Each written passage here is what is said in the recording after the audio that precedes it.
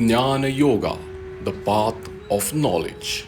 The many paths of yoga include Bhakti Yoga, yoga of devotion, Raja Yoga, royal yoga or yoga of meditation, and Karma Yoga, yoga of service, as well as Jnana Yoga or Gyana Yoga, the latter of which we are discussing here.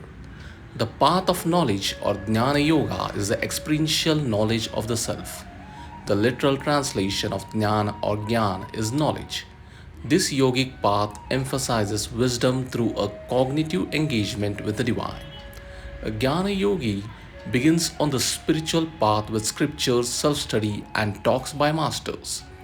Jnana Yoga is the yoga of knowledge, not knowledge in the intellectual sense, but the knowledge of Brahman and Atman and the realization of their unity.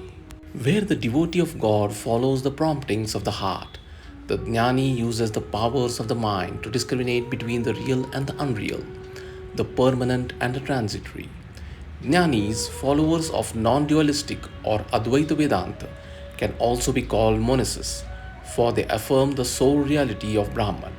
Of course, all followers of Vedanta are monists. All Vedantins affirm the sole reality of Brahman. The distinction here is in spiritual practice, with all Vedantins are philosophically monastic.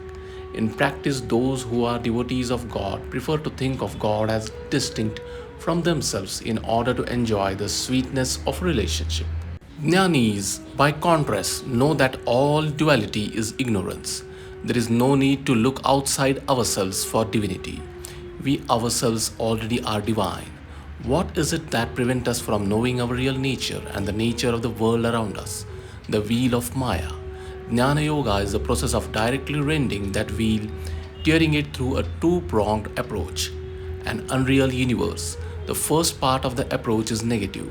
The process of neti neti, not this, not this. Whatever is unreal, that is impermanent, imperfect, subject to change, is rejected. The second part is positive. Whatever is understood to be perfect, eternal, unchanging is accepted as real in the highest sense.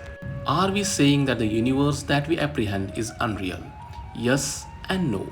In the absolute sense, it is unreal.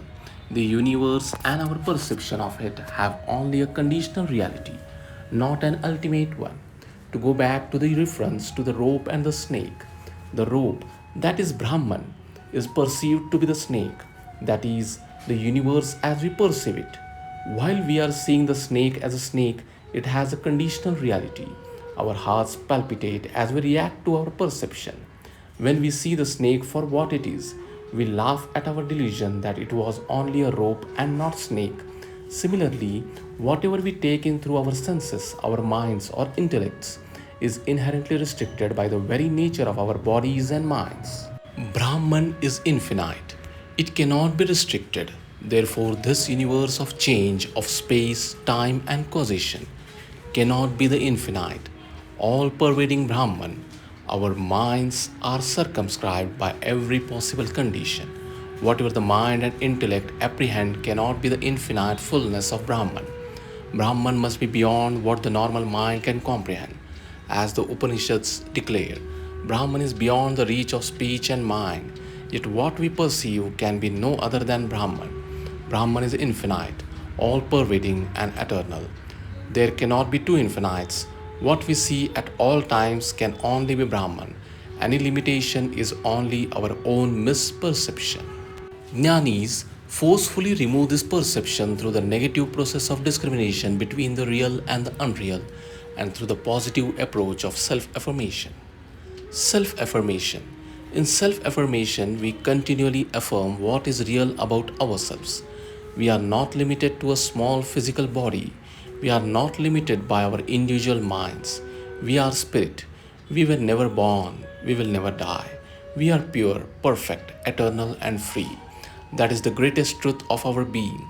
The philosophy behind self affirmation is simple.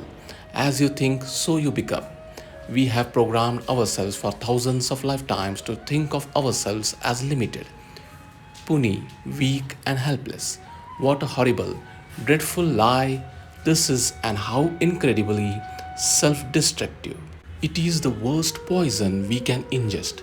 If we think of ourselves as weak, we shall act accordingly. If we think of ourselves as helpless sinners, we will without a doubt act accordingly.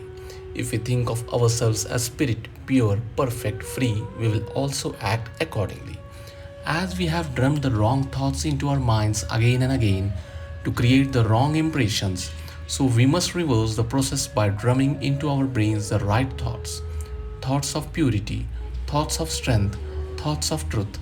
As the Ashtavakra Samhita, a classic Advait text, declares, I am spotless, tranquil, pure consciousness, and beyond nature. All this time I have been duped by illusion. Jnana Yoga uses our considerable mental powers to end the duping process, to know that we are even now and have always been free, perfect, infinite, and immortal. Realizing that we will also recognize in others the same divinity, the same purity and perfection, no longer confined to the painful limitations of I and mine, we will see the one Brahman everywhere and everything. Practicing Jnana Yoga requires an openness of spirit rather than intellectual genius. More important than IQ are qualities like patience, analytical skill, and a desire to find the truth. Jnana yogis view the world as Maya, a temporary illusion of forms and names. And in life's constant evolution, they seek the changeless essence beneath it all. It's also important to remember that there isn't only one path to enlightenment.